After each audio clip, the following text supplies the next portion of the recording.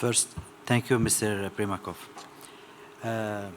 Before I start, I want to thank the Ministry of Defense of the Russian Federation to let me be here and to participate in this panel to discuss the issues of refugees, reconstruction, and reconciliation in Syria, and sure about Iraq. First, let's talk about damage and destruction caused by wars in Syria and Iraq. Millions of people lost their homes. They are forced to leave their native countries and to live in exile. This situation is now in the Levant region, in the West Asia region, where we live and where you can see a lot of terrorism. The infrastructure of some region and many cities and towns have been utterly destroyed. National economies have evolved into local wars economies. State and local institutions have undergone fundamental changes. Polarization of society based on sectarian and political principle has extremely progressed.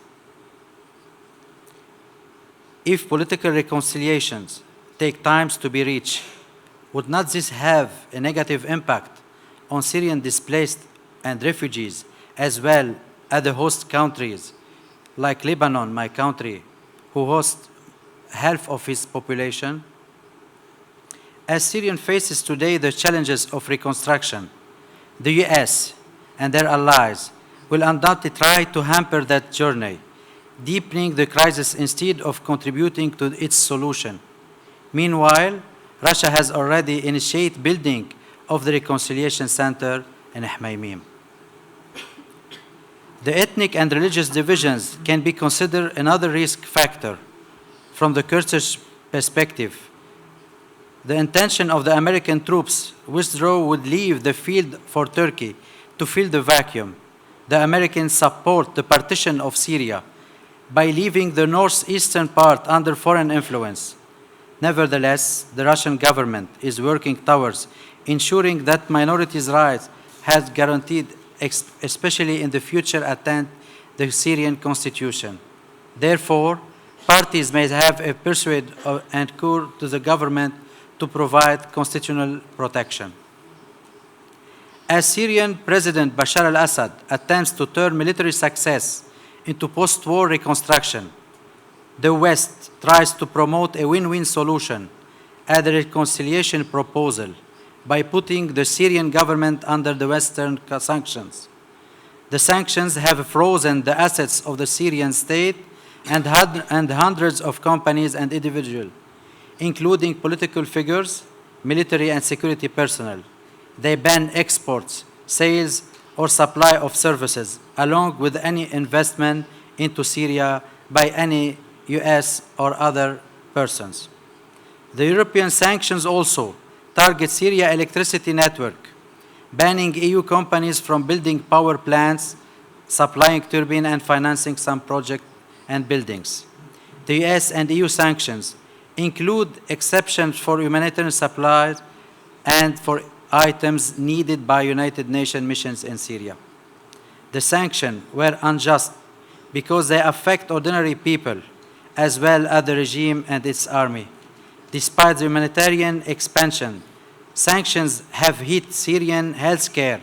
The World Health Organization Syria representative, as Elizabeth Hoff said, sanctions affects procedure of some medicines by preventing transaction with foreign banks and stopping many international drugs companies from dealing with Syria.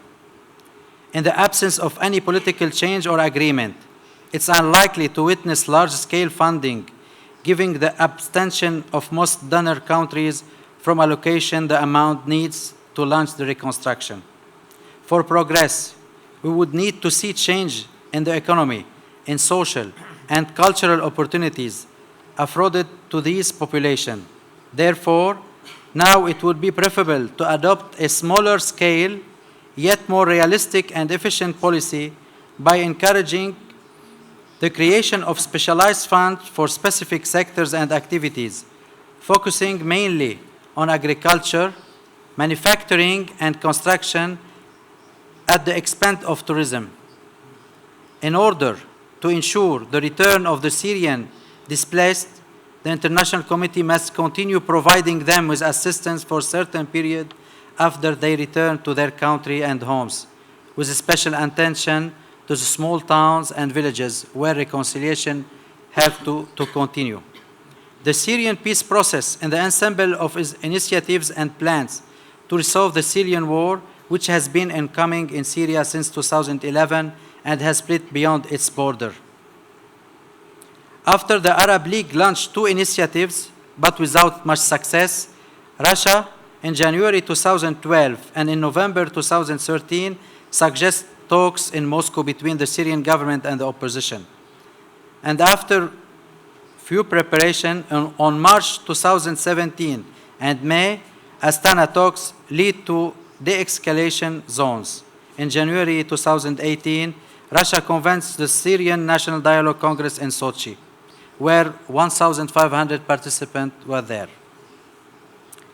At the end, the Syrian war has already passed its peaks, but the international communities needs to coordinate better to face the new challenges in the West Asia region.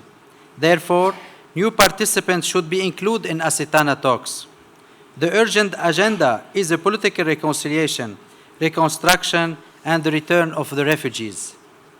As director of Istisharia, the Strategic Study Center in Lebanon, I propose to Turkey, Iran, Iraq, Syria, Jordan, and Lebanon to maintain a foreign policy, a goal for economic integration, and to promote people's agenda for alternative regionalism in order to maintain the peace process, the reconstruction, and the reconciliation in the West Asia region.